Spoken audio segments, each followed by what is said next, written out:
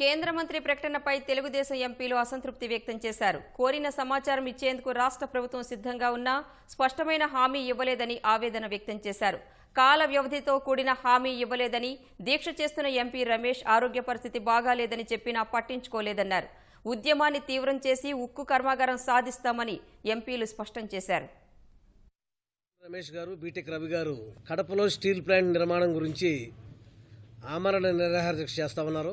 వాళ్ళ ఆరోగ్యం క్షీణించి చాలా ఆందోళనకరంగా తయారైంది. ఏ ఆందోళన అయితే మేము చెందుతున్నామో దాని గురించి ముఖ్యమైన హామీని స్టీల్ మినిస్టర్ గారి దగ్గర నుంచి పొందలేకపోయాం. సీఎం రమేష్ గారు దీక్ష విరమించేందుకు గాను ప్రభుత్వం ఒక హామీ ఇవ్వవలసి ఉంది.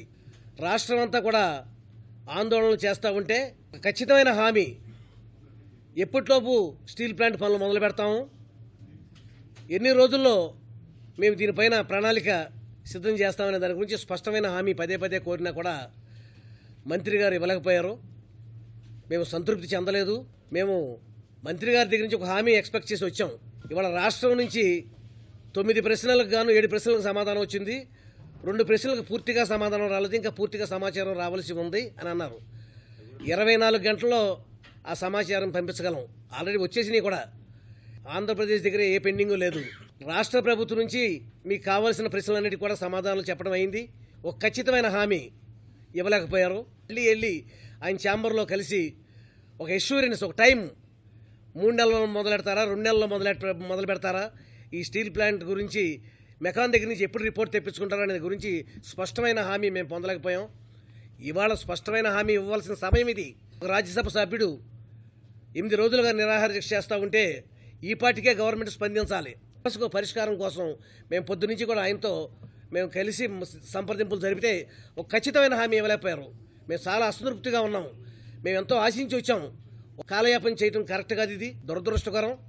ఇది ఇవాళ కేంద్ర ప్రభుత్వం వైఖరి చాలా కాలంగా మనం గమనిస్తూనే ఉన్నాం. ఇదే వైఖరి ఏమీ మార్పు లేదు.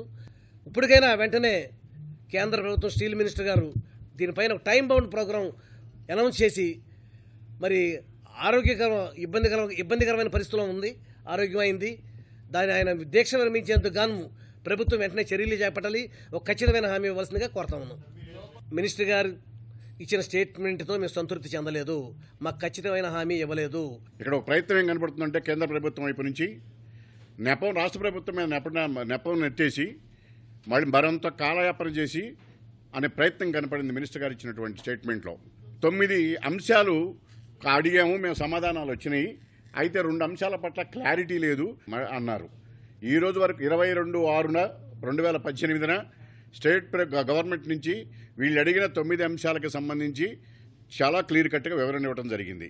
క్లారిటీ కావాలి 2 అంశాల పట్ల అన్నారు. ఆ 2 అంశాలు ఏమిటని ప్రస్తావిస్తే, ఒకటేమో ల్యాండ్కు సంబంధించినటువంటి ప్రైవేట్ భూమి, గవర్నమెంట్ భూమి, to take up the land either by land acquisition or by allotting the government land to the factory.